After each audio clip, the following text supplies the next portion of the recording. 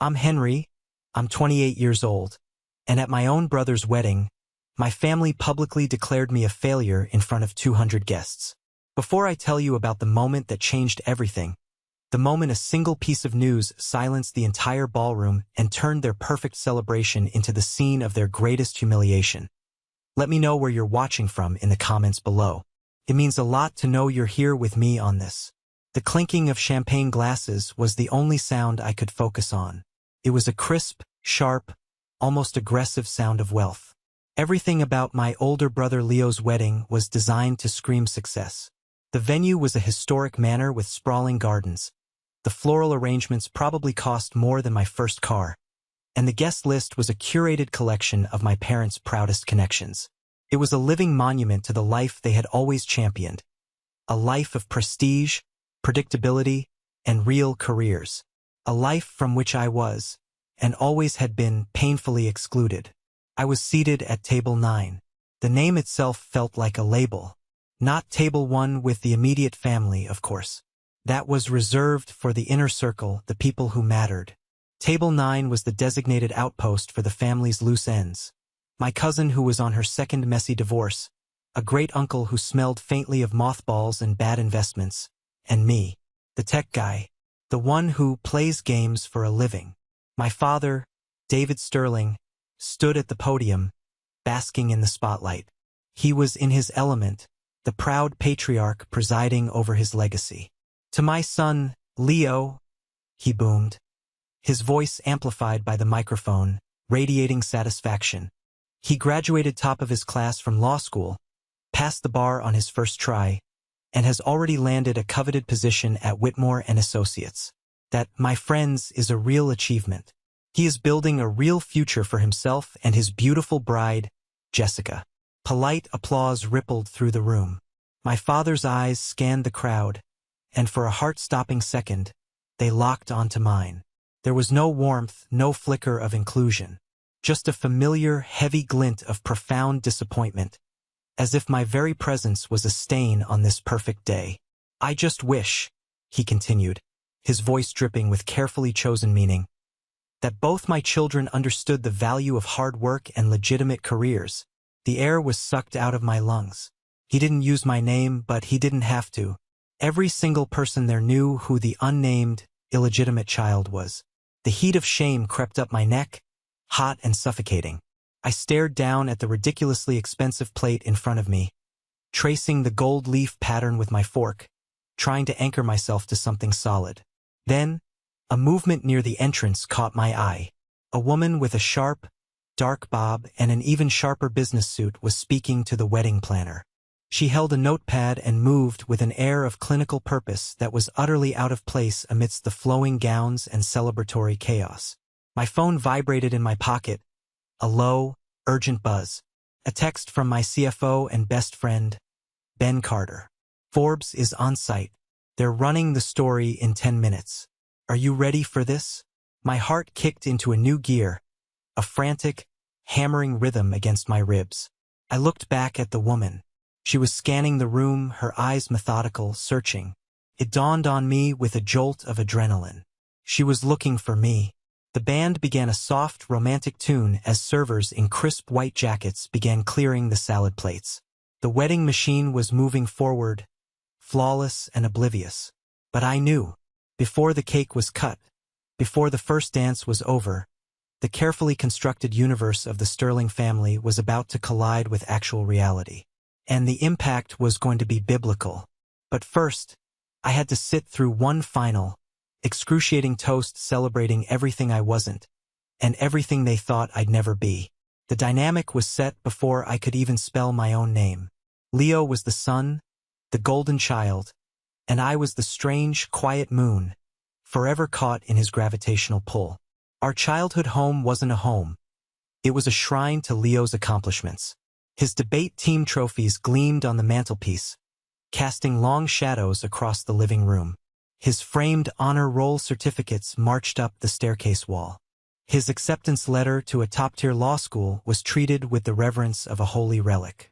My territory was the other side of the bedroom we shared. It was a chaotic landscape of dismantled computer towers, tangled nests of wires, and notebooks filled with sprawling diagrams and lines of what my parents called gobbledygook. To them, it was a mess, a symptom of my failure to engage with the real world.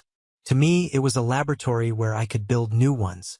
"Henry, for God's sake, clean this junk up," my father would command. His lip curled in distaste as he nudged a motherboard with the toe of his polished shoe. "Why can't you be more like your brother? He's out there. He's president of the student council. He's preparing for his future." Their idea of a future was a single, brightly lit highway. Good grades led to a good college, which led to a respectable degree, law, medicine, finance, which in turn led to a stable, high-paying job with a clear path for promotion. My path wasn't a highway. It was a dense, uncharted forest I was hacking my way through with a keyboard for a machete. They didn't understand the forest, so they feared it, and they dismissed what they feared. The defining schism, the moment the cracks in our family turned into a canyon, was over my college fund. They had been diligently saving since the day I was born. A substantial nest egg meant to pave my way down that brightly lit highway. When I announced during my senior year of high school that I wasn't going to a traditional university, but instead wanted to use a portion of that money as seed funding for a gaming company I had already started conceptualizing with my friend Ben, the reaction was apocalyptic. "Absolutely not," my father roared, his face mottling with a familiar, terrifying shade of crimson. The vein on his temple pulsed. "That money has a purpose. It's for your education. For a real degree. I will not stand by and watch you squander it on some childish, idiotic computer game fantasy." "It's not a fantasy, Dad," I pleaded, my voice cracking with the desperation of a teenager trying to explain a new world to people stuck in the old one. "It's a business.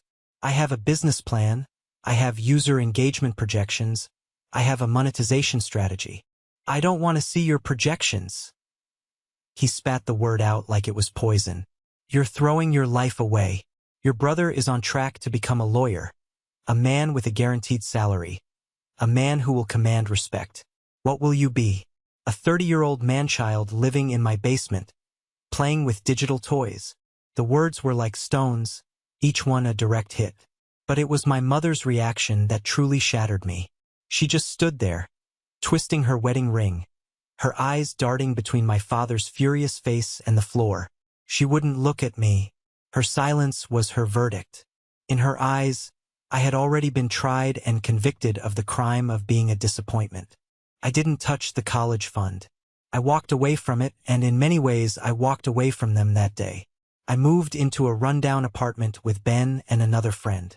We lived on a diet of instant ramen and sheer, stubborn willpower. We worked 18-hour days, fueled by cheap coffee and a burning desire to prove them wrong. Every line of code I wrote was an act of defiance.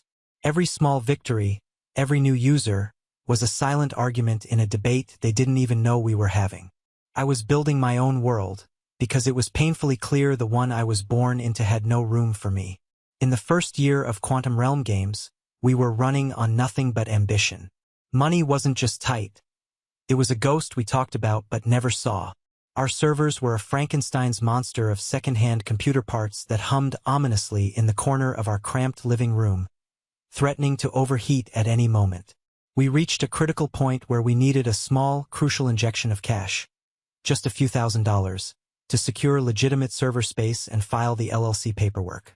It was the difference between being a real company and a glorified hobby. Having been so thoroughly rejected by my parents, I exhausted every other option.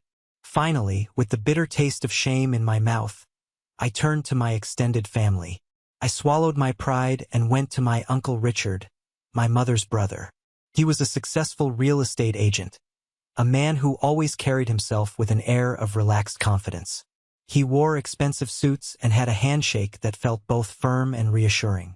He had always been the cool uncle, the one who would slip me a $20 bill at Christmas. I met him at a Starbucks, my hands shaking as I laid out my business plan on the sticky table.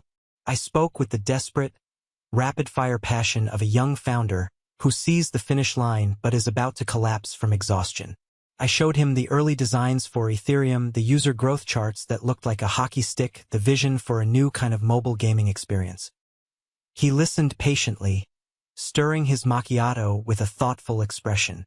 "It sounds ambitious, kid," he said finally, a small smile playing on his lips.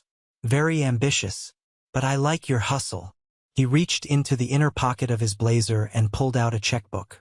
"Tell you what, I'll give you $5,000. Tears welled in my eyes.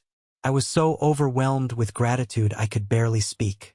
"Richard, I don't know what to say. I'll pay you back with interest, I swear." He held up a hand, stopping me. "Don't even think about it as a loan.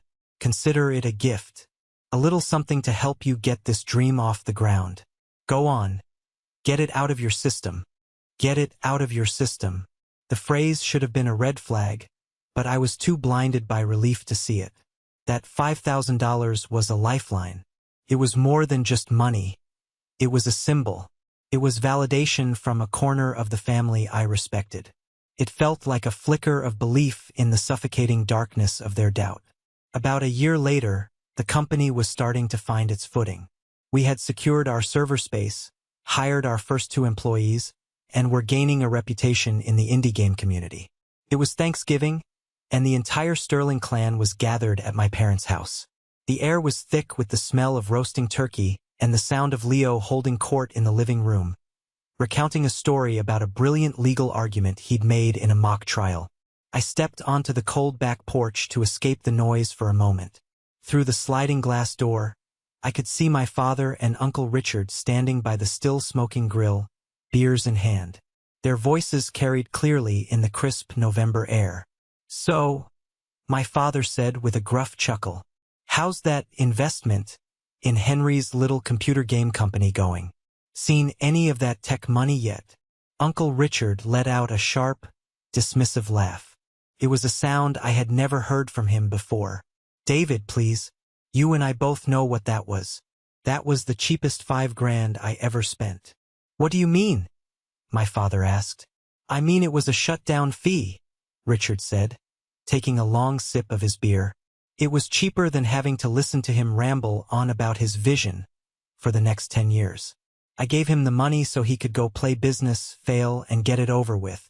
It's better to let the boy learn his lesson the hard way.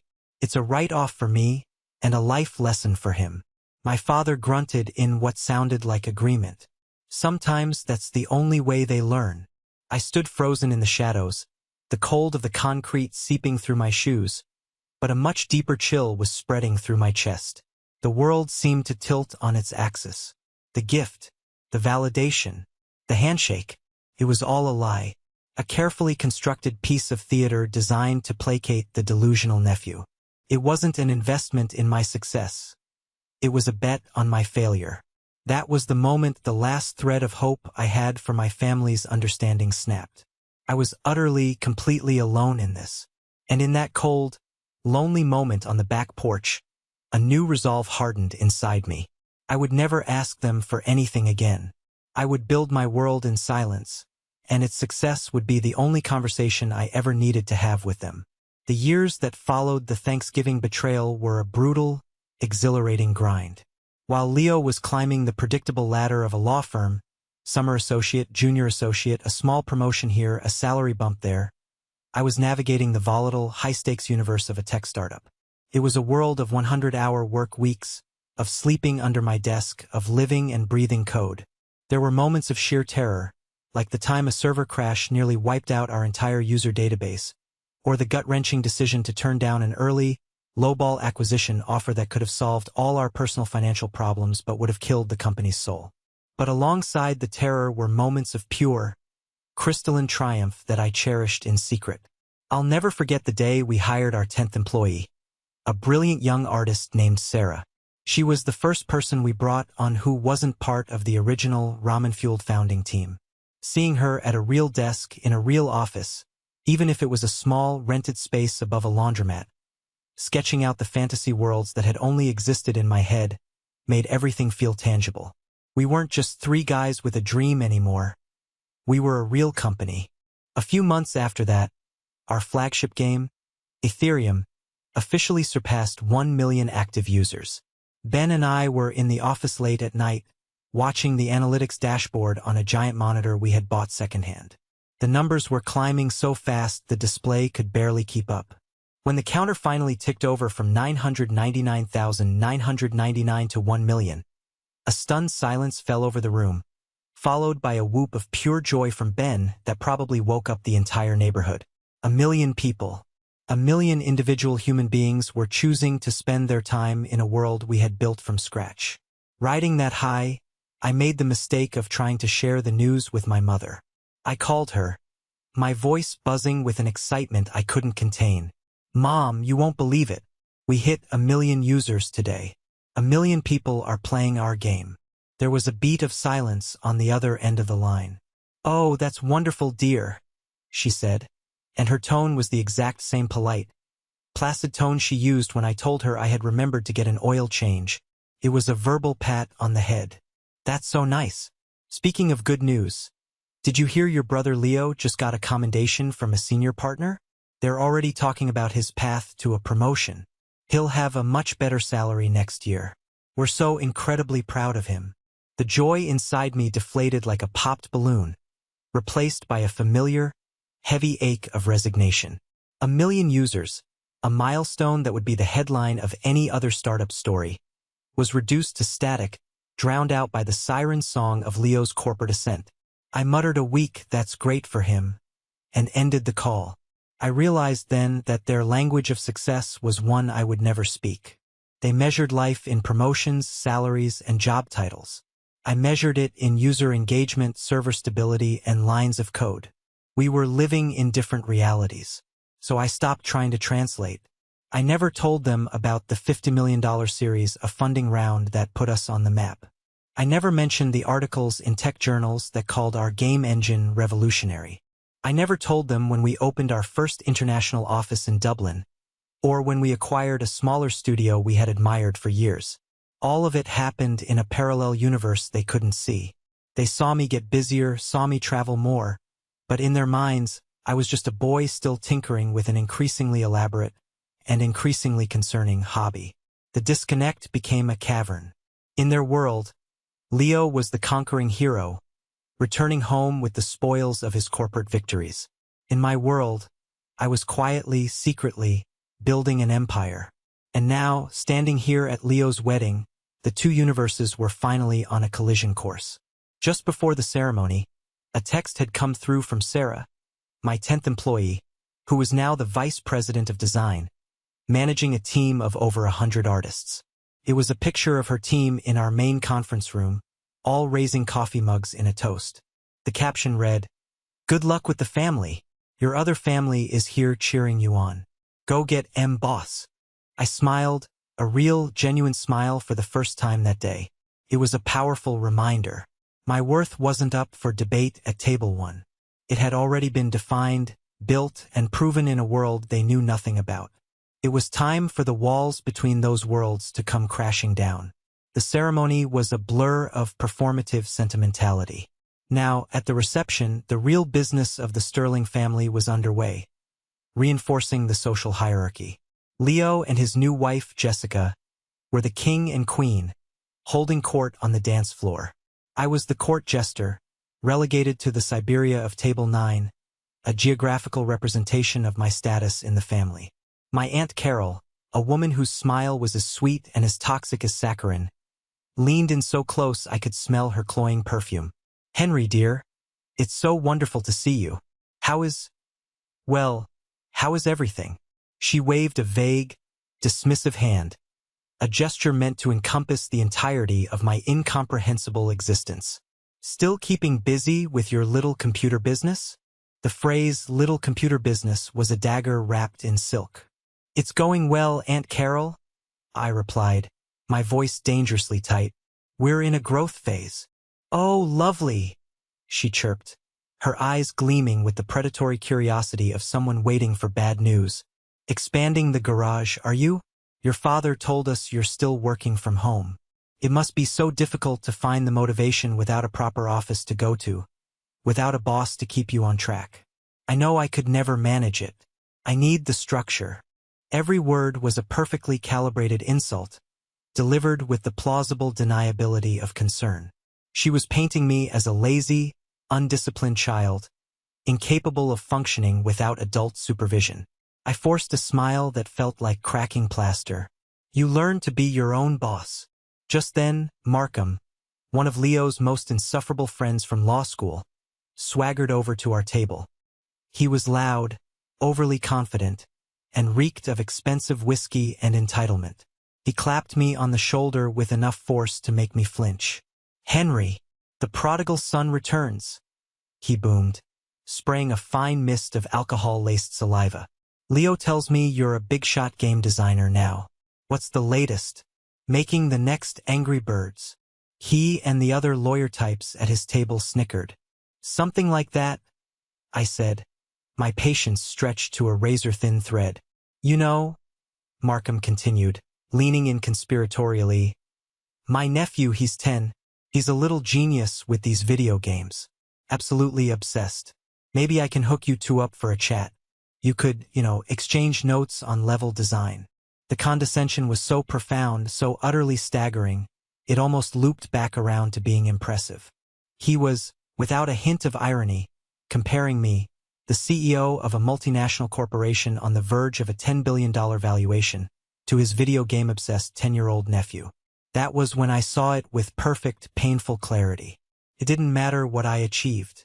It didn't matter if I had 1 employee or 1,000. In their world, I would forever be a boy playing with toys in the basement. I wasn't a peer. I wasn't even an adult in their eyes. I was a strange, amusing sideshow to the main event of their serious, important lives. I deliberately pushed my chair back from the table, creating a small moat of personal space. I was done. I was done trying to explain. I was done defending my life's work. The time for words was over. The time for consequences was about to begin. Across the sprawling ballroom, I saw her again. Catherine Vance, the journalist from Forbes. She was speaking quietly with the maitre d', who then nodded and pointed a discreet, white-gloved finger directly at me. Her eyes met mine across the crowd, and she gave a single, almost imperceptible nod. It was a signal. The countdown had begun. The band finished their set with a flourish. The DJ seamlessly took over, launching into a generic, upbeat pop song. People were laughing, drinking, blissfully unaware. They were all dancing on the deck of the Titanic, and I was the only one who could see the iceberg dead ahead. As the DJ faded the music, a reverent hush fell over the room.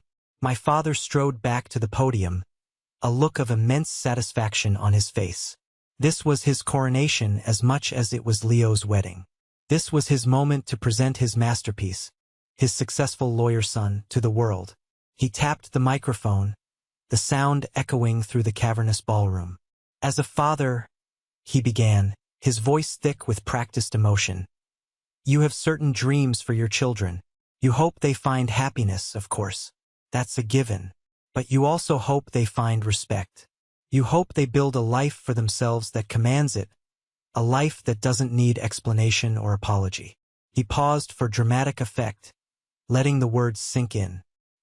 He turned his beaming gaze to Leo, who was sitting at the head table, looking every bit the triumphant prince. "Leo, you have surpassed every dream a father could ever dare to have. You chose a noble path, a path of discipline, of intellect, of prestige. When you tell someone you are a lawyer, they understand what that means. It means you are a serious person. It means you are a pillar of the community, a man who upholds the very fabric of our society." The room was filled with murmurs of approval and appreciative nods. I felt my stomach twist into a tight, cold knot. I knew exactly where this was going.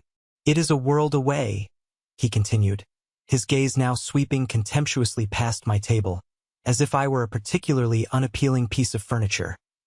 "From the fleeting trends and digital distractions that occupy so many young people today.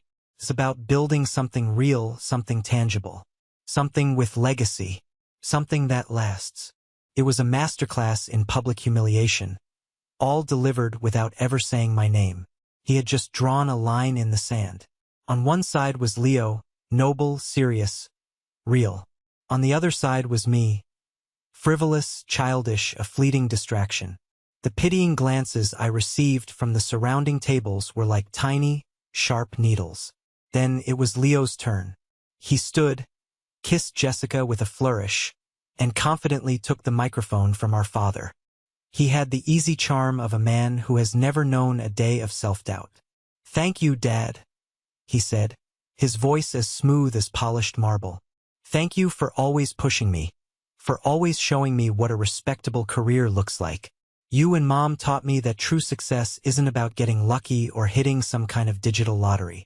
He shot a quick, smug glance in my direction. "It's about dedication. It's about earning your place through hard work and long hours. It's about building a life that your family can be proud of, not one they have to constantly explain away to their friends." The small group of lawyers from his firm erupted in knowing laughter. The message was as subtle as a punch to the jaw. My life, my passion, my company, it was an embarrassment, a social inconvenience that had to be awkwardly explained and apologized for at dinner parties. I sat there, my hands clenched into white-knuckled fists under the starched white tablecloth. For years, I had absorbed their disapproval in private.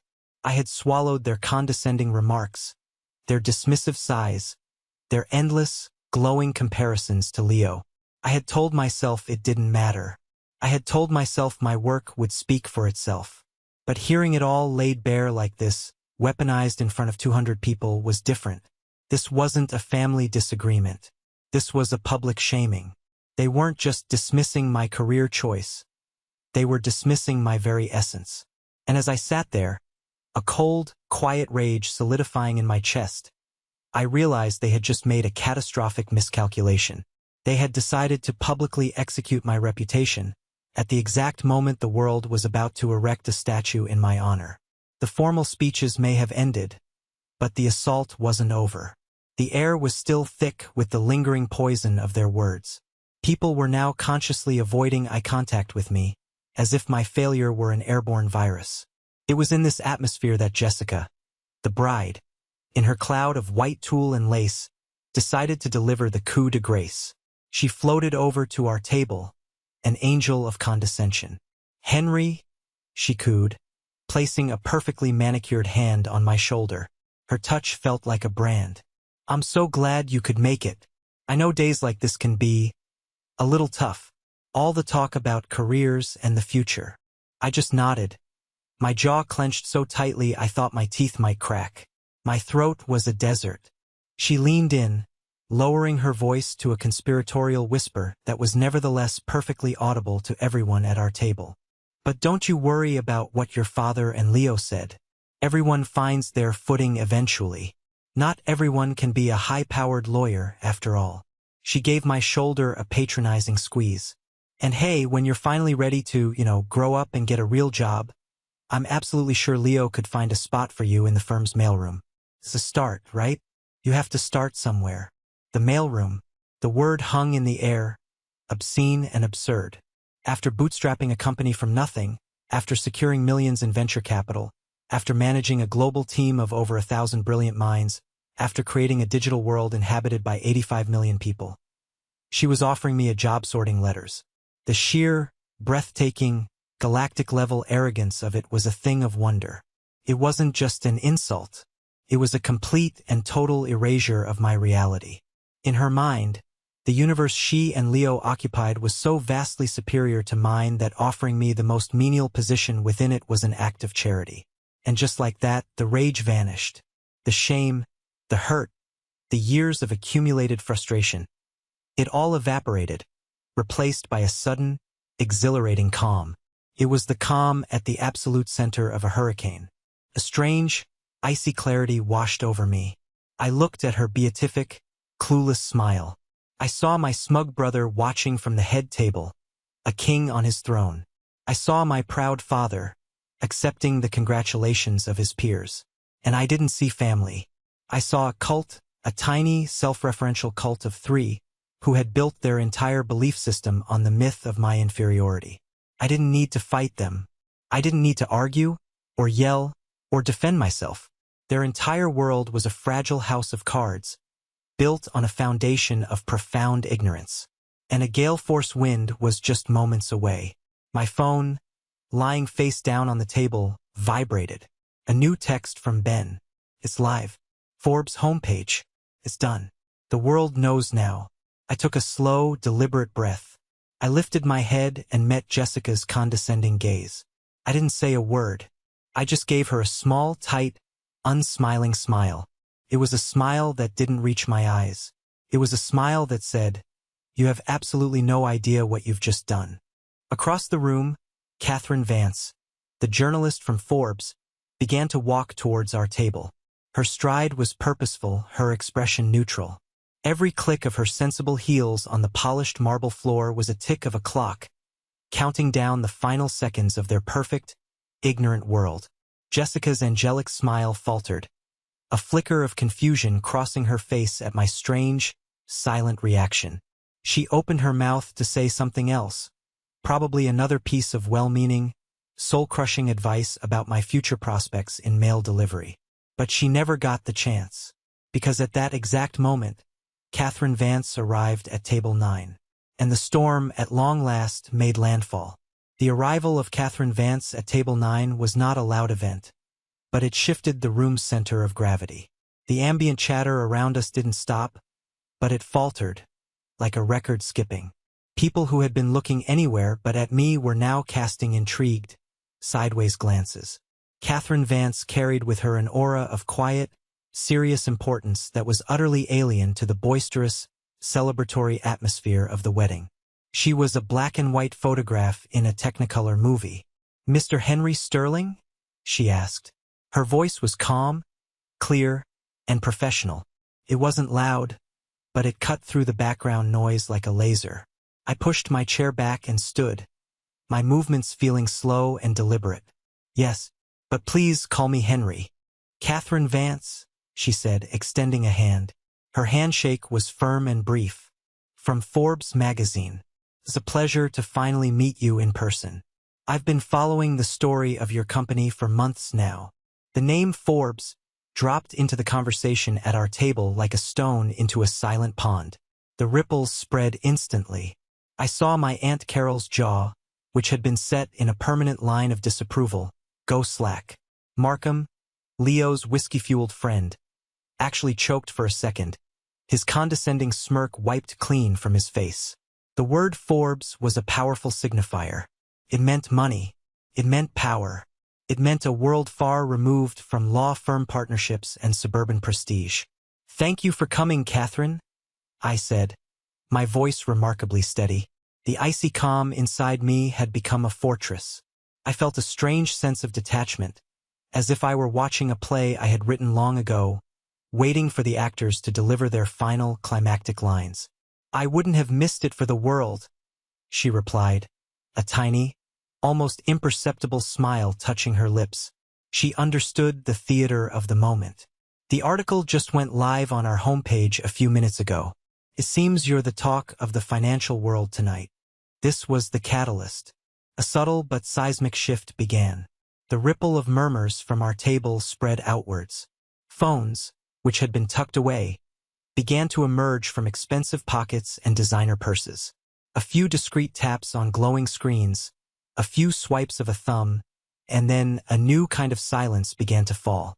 It started in the tables closest to us and spread outwards.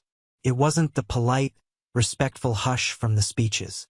It was a stunned, disbelieving quiet as screen after screen lit up with the same image. My face under a bold headline. My family at the head table, the epicenter of the old world order, remained blissfully ignorant for a few more seconds. My father was locked in a hearty backslapping laugh with Jessica's father. My mother was fussing over the floral centerpiece, a perfect portrait of domestic pride. Leo was holding court, regaling his friends with a triumphant story, his hands gesturing expansively. They were encased in a bubble of their own self-importance, so thick and resilient that they hadn't noticed the pressure change in the room. But others had. I saw Mr. Henderson, an old business partner of my father's and a savvy investor, staring at his phone, his eyes wide with shock. He looked from his screen, to me and back again, a look of dawning, incredulous comprehension on his face. He had been at the next table. He had heard every single condescending word of my father's and Leo's speeches. Catherine, a master of her craft, ignored the growing spectacle. She spoke only to me, her voice pitched just loud enough to be clear and authoritative. We're projecting Quantum Realm Games will have a valuation of $10 billion by the end of the next fiscal year. Your personal net worth, based on your equity and recent funding rounds, has just crossed the $2 billion mark. Congratulations, Henry. You are officially the youngest self-made billionaire in the history of the gaming industry. She delivered the lines with the flat, unemotional cadence of a news anchor reporting the stock market closing. But each word was a tactical nuke, detonating in the silent ballroom. 10 billion, 2 billion, billionaire. The words seemed to hang in the air, shimmering impossible. It was, ironically, my brother who finally broke the spell. He had noticed the silence. He had noticed the sea of faces, hundreds of them, turned not towards his head table, but towards the back of the room, towards me. He stood up, a look of pure annoyance on his face. This was his show, and someone had just stolen the spotlight. "What's going on?" he demanded, his voice echoing in the uncanny quiet. "Why has everyone stopped? What is all this?" Jessica, his bride, frantically tugged at his sleeve. Her face was as white as her dress, her eyes glued to her own phone. She whispered something to him, her voice a frantic, desperate hiss. I watched as my brother's face went through a rapid, brutal series of transformations. From annoyance to confusion, from confusion to pure disbelief, and then, finally, to a dark, ugly, mottled flush of rage. His eyes found mine across the room. They weren't just angry. They were filled with a sense of profound, personal betrayal, as if my success, by its very existence, was a direct act of aggression against him. The bubble had not just popped. It had been vaporized. The storm had arrived, and I just stood there, calmly, in the dead eye of it all, waiting for the thunder to roll. "There has to be a mistake." Leo's voice, stripped of its usual confident baritone, was now a strained, high-pitched proclamation of disbelief. He started walking towards us, his expensive wedding suit suddenly looking like an ill-fitting costume. He was no longer Leo Sterling, the ascendant lawyer. He was just a confused, angry older brother, his authority dissolving into thin air with every step he took. He didn't address me. He went straight for Catherine, the messenger he clearly intended to shoot. "Who are you? What is this garbage? My brother does not have a company. He makes video games. He lives in a small apartment." The last sentence was a desperate grasp at the reality he had so carefully constructed. Catherine Vance was unflappable. She turned her cool, analytical gaze on him, the kind of look that could dissect a faulty balance sheet or a faltering CEO.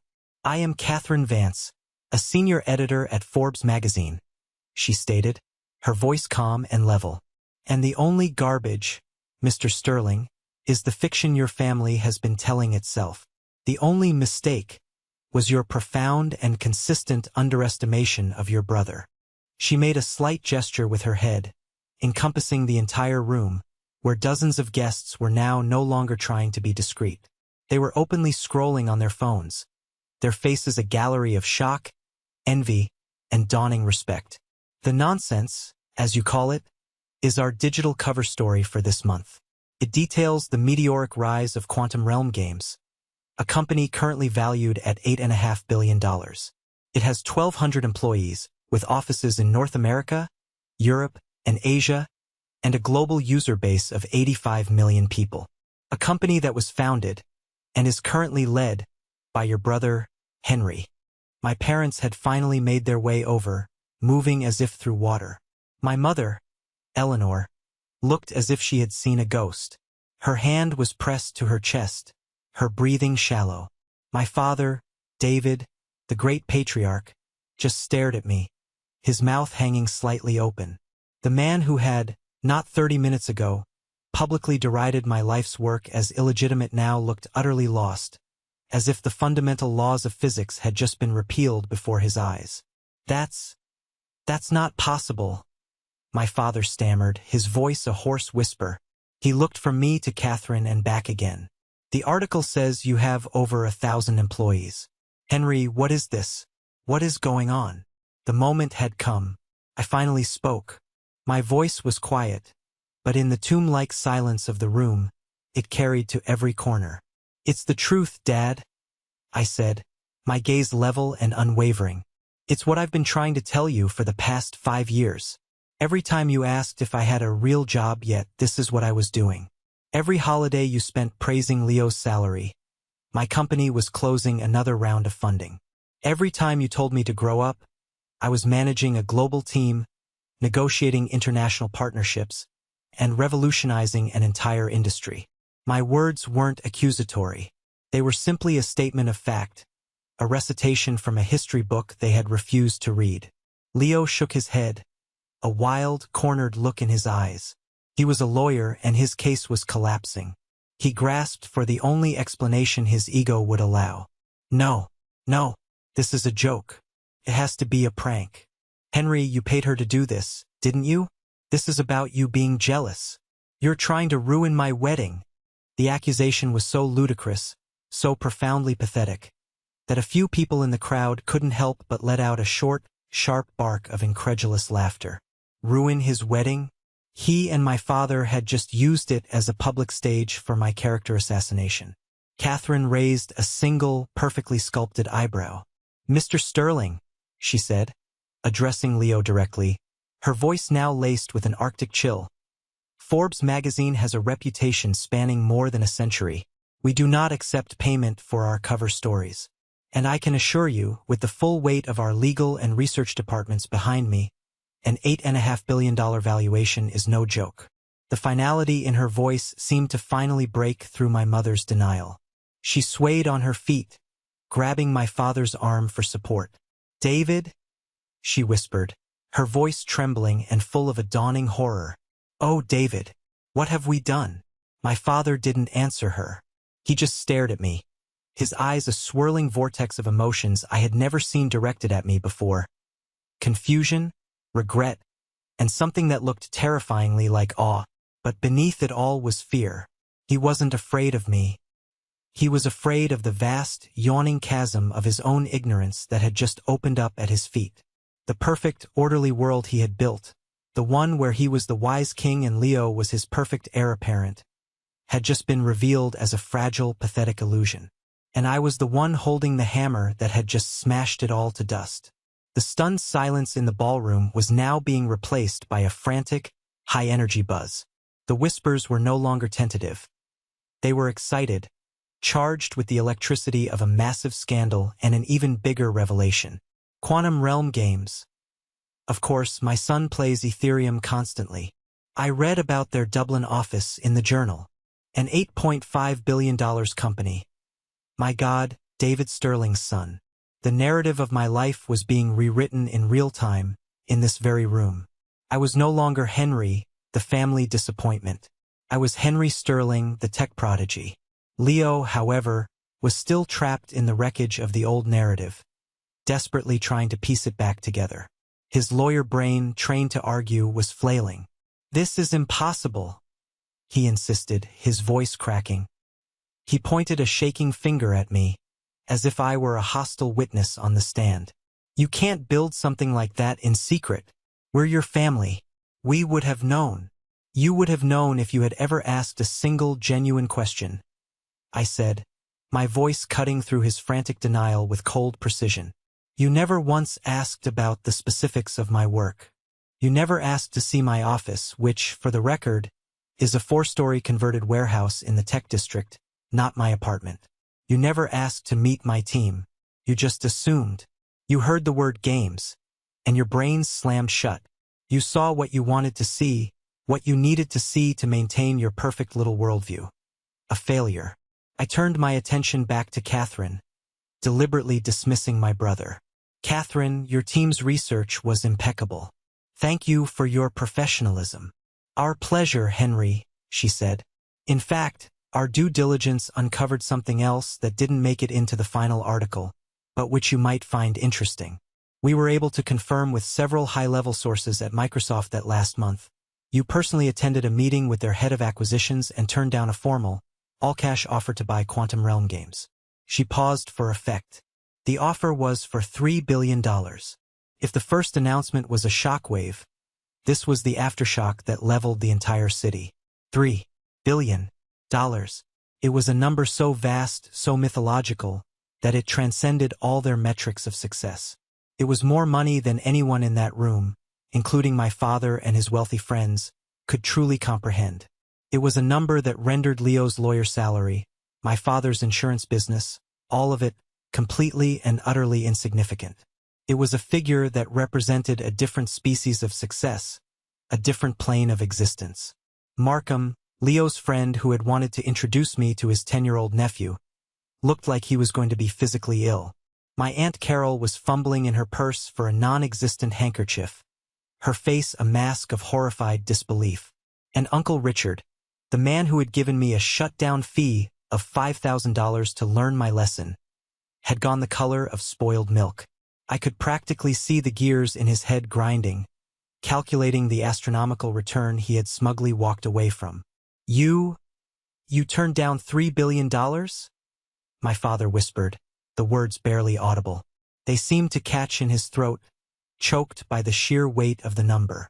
It was never about the money, Dad, I said, and for the first time, I felt a flicker of pity for him. It was about the vision. It was about building something that lasts. I threw his own words from his speech back at him, and I saw from the wounded flicker in his eyes that they had found their target.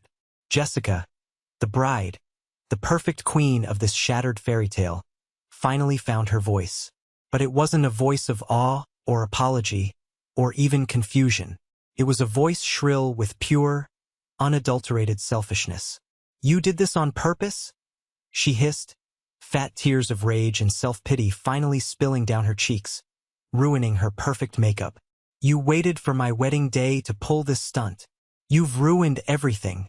I looked at her, at my sputtering brother, at my shell-shocked parents, and I realized with a profound clarity that they still didn't get it. They couldn't. They thought this was about them, a calculated act of revenge. They were so trapped in their own solipsistic drama that they couldn't comprehend that their wedding, their big day, was just a minor, insignificant event in the larger world. It was simply the day a magazine decided to publish a story. Nothing more, nothing less. I didn't do anything, I said, my voice completely devoid of emotion. I just accepted an invitation to my brother's wedding. The rest of the world did the rest. This was the moment that changed everything, when I finally took back control of my own life. Thank you so much for sticking with me this far, you're amazing. If you could, please help me out by liking this video and commenting the number 1 down below, just so I know you made it here with me. It doesn't just help more people find this story. It lets me know that my experiences mean something to someone out there. Your support is the biggest motivation for me to keep sharing the rest of this journey. The party was well and truly over. The DJ, bless his heart, made a few pathetic attempts to restart the music, but the festive atmosphere had been sucked out of the room and replaced by a thick, buzzing tension. The 5-tier wedding cake, a monument to a celebration that was now dead, sat untouched and ignored. The dance floor was a vacant expanse of polished marble. Leo and Jessica's perfect day had been completely and irrevocably hijacked. It would forever be known not as the day they started their life together, but as the day the Sterling family's dirty laundry was aired and their forgotten son was revealed to be a king. The social dynamics of the room had inverted. Guests were no longer approaching my parents to offer congratulations. They were swarming me. Men in expensive suits who had looked straight through me an hour ago were now pressing their business cards into my hand, their eyes gleaming with newfound respect and opportunism. Henry, we have to talk about synergy. My venture capital firm would love to get in on your next round. Mr. Henderson, my father's old business partner, a man my father deeply respected, strode over and clapped me on the back with a booming laugh. Henry, I always told your father he didn't know what he had with you. That boy's got a different kind of mind. I said, you have to tell me about this mobile gaming architecture you've pioneered. My grandkids would think I was a god. I was polite but detached, my mind operating on a different frequency. My eyes kept drifting back to the small, miserable cluster that was my family.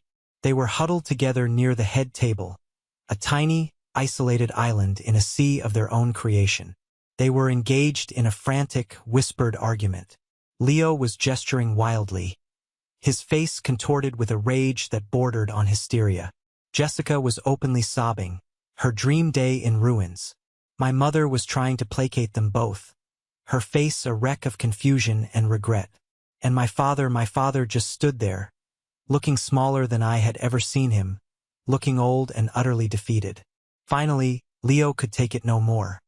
He broke away from the group and stormed towards me, shouldering people out of his way. His eyes were blazing with a toxic mix of envy and righteous fury. "You couldn't have picked any other day?" he spat, his voice a low, vicious growl. "You had 364 other days this year to pull this narcissistic stunt, and you chose my wedding day. You've always been jealous of me, haven't you? You couldn't stand seeing me have one single day. That was just mine." The accusation was so profoundly warped, so fundamentally disconnected from reality, that all I could feel for him in that moment was a deep, sorrowful pity. He still saw the world as a zero-sum game between us. For me to win, he had to lose. Even now, he thought this was about him. "This was never about you, Leo," I said, my voice weary. "This was about me living my life. You and Jessica just happened to schedule your party on a workday for me." "A workday?" he scoffed, his voice rising in disbelief. "You humiliated us. You made our entire family, our name, look like a pack of fools." "No," I said, and my voice hardened, shedding the weariness and taking on the sharp edge of steel. I took a deliberate step closer to him, and for the first time in our entire lives, he was the one who instinctively took a step back. The power dynamic had been permanently, irrevocably altered. "You did that all by yourselves. You spent years, decades, treating me like I was a stain on the family name.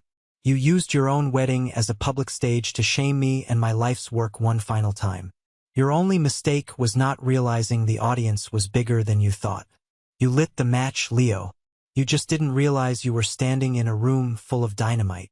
My parents and Jessica had trailed behind him, a miserable procession. My mother reached out a trembling hand towards my arm. "Henry, please," she begged, her eyes pleading. We didn't know. We swear we didn't know." "That's the entire point," I said, my gaze sweeping over each of their stricken faces. "You didn't know. And you didn't know because you never cared enough to find out. You had your perfect little narrative, your tidy little story about the successful lawyer son and the failed dreamer son, and you were never going to let a single inconvenient fact get in the way of it." I glanced at my watch, a deliberate, dismissive gesture. "I have an early flight to Seoul tomorrow for a meeting with our Asian market development team. I should get going." "Don't you dare walk away from us," my father said, his voice a pathetic echo of its former booming authority. I turned to face him fully.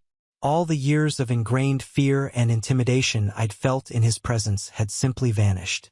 I wasn't looking at a giant anymore. I was just looking at a man, a flawed and frightened man who had allowed his own history to poison his relationship with his son. "I'm not walking away from you," I said calmly, correcting him. "I'm just leaving. There's a fundamental difference." I looked at my brother, at the ruins of his perfect day. "Congratulations on your wedding, Leo." Then I turned my back on them and walked out of the ballroom. I didn't look back. I could feel 200 pairs of eyes on me. But for the first time in my life, I didn't care what a single one of them thought. I was finally, blessedly, free. In the 6 months that followed what the tech blogs had dubbed the wedding crash, my life accelerated from a sprint into a warp-speed blur. The Forbes article wasn't just a match. It was a gallon of gasoline poured on a bonfire. The story of the reclusive gaming genius who was publicly disowned by his family on the same day he was outed as a billionaire was irresistible. It had drama, it had conflict, it had a satisfying David and Goliath arc, even if David was a billionaire himself.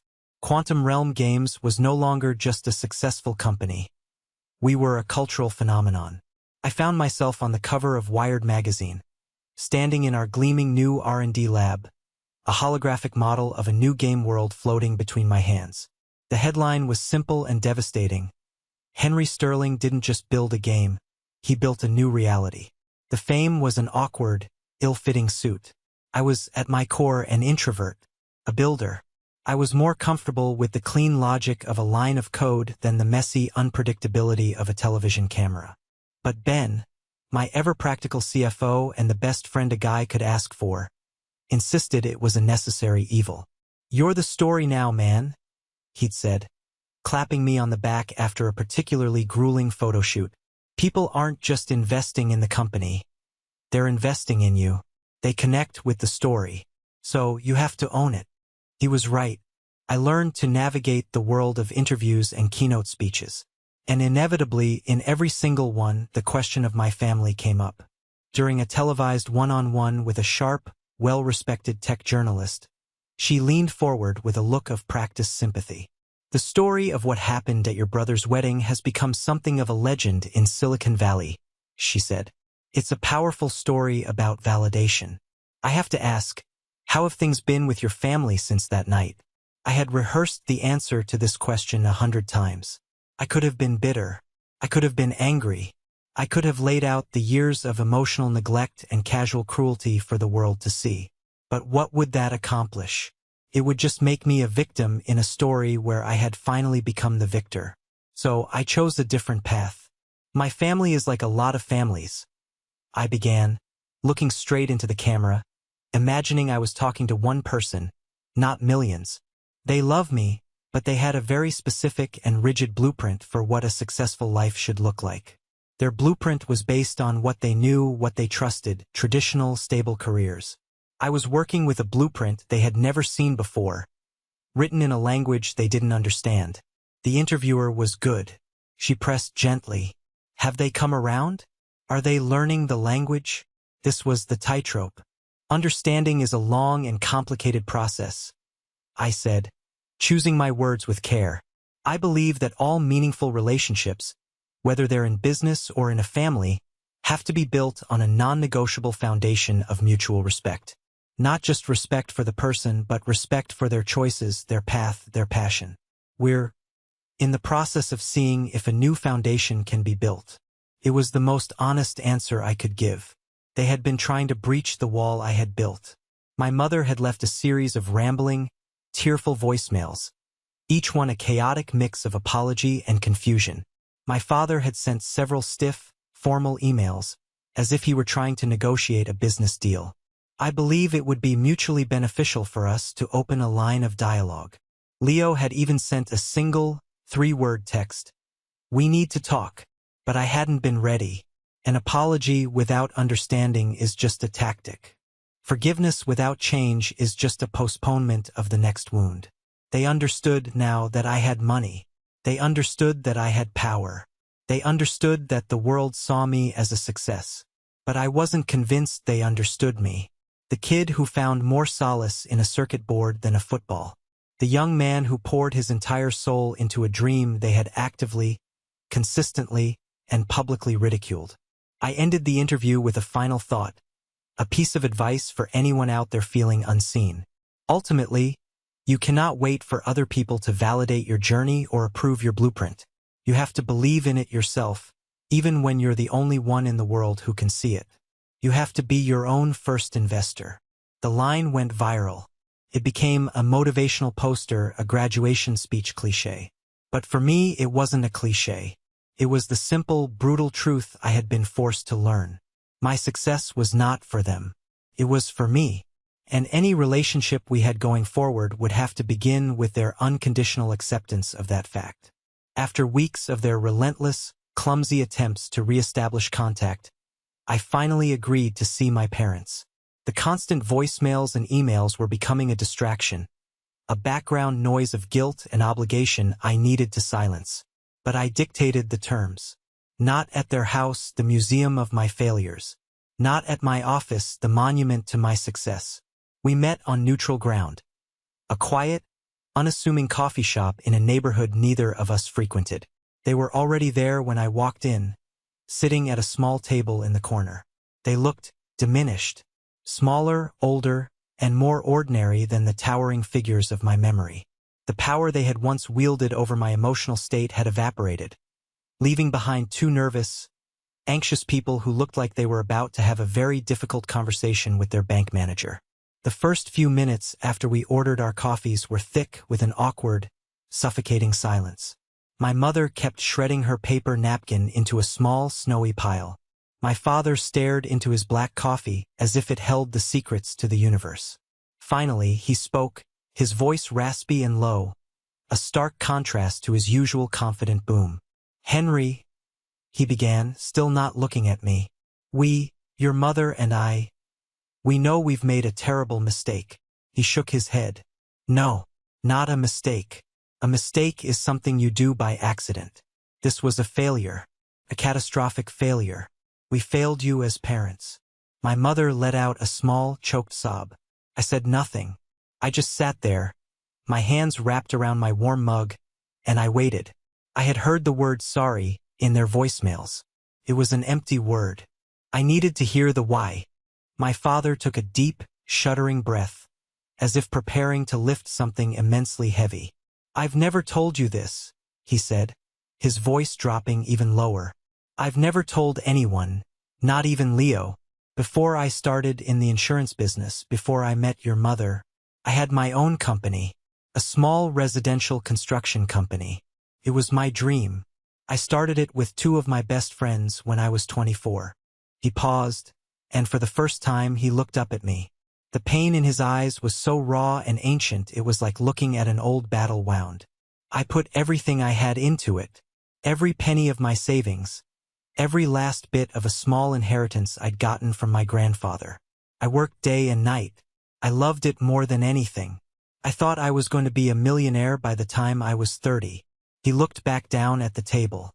"And I lost everything. We took on a big project, the market turned, our financing fell through, and I went bankrupt.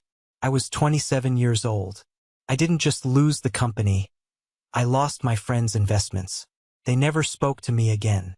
The woman I was engaged to at the time, she left me, said she couldn't marry a failure. I was humiliated, a complete and utter failure. It was the defining moment of my life. It broke me, and just like that, decades of confusing, painful behavior snapped into crystal clear focus.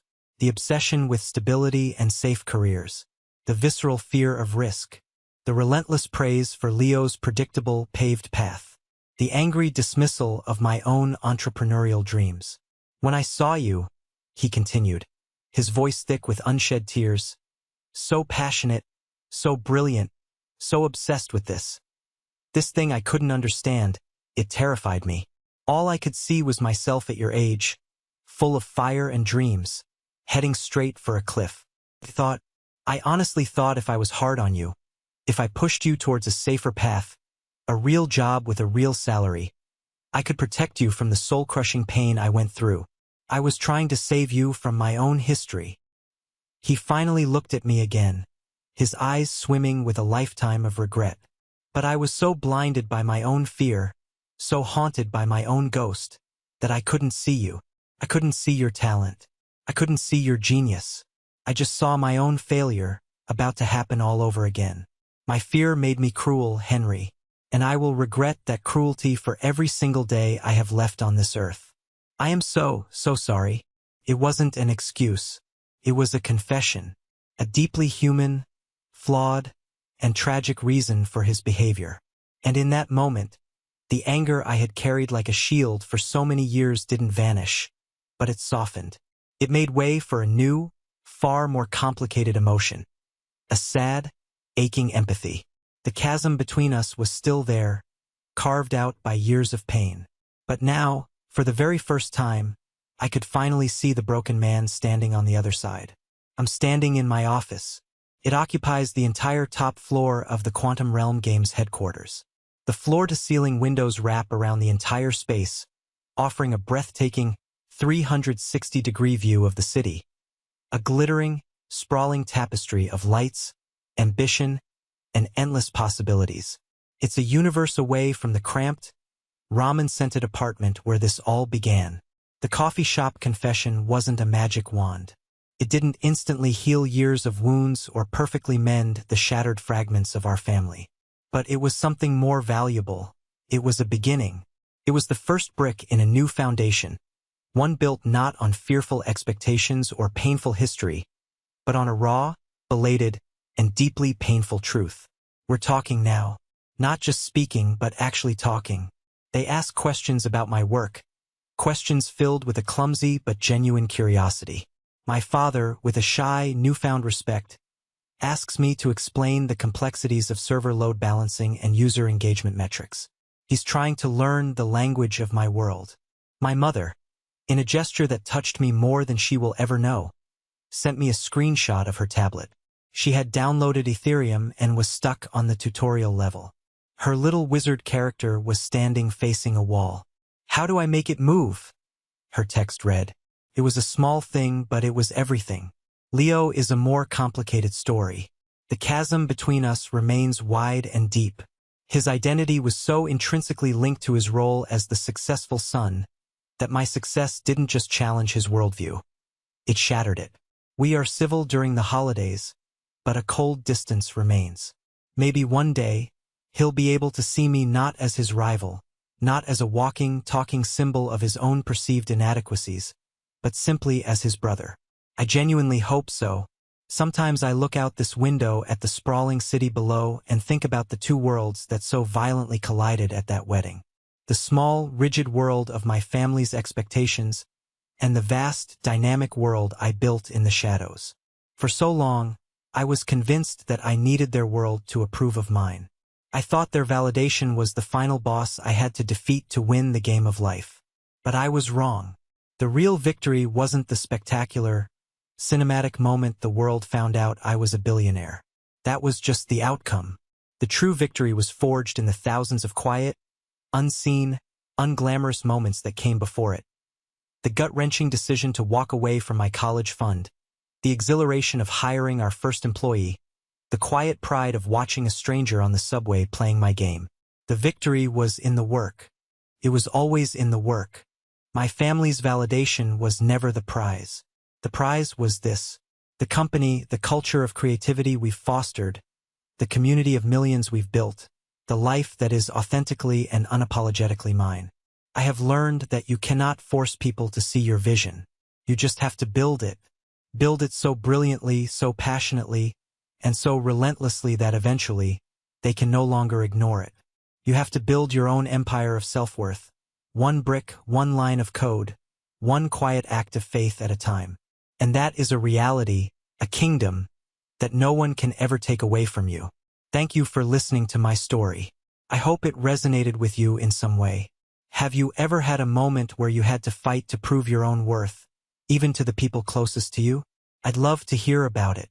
Please share your story in the comments below, and don't forget to like and subscribe so you don't miss what's next.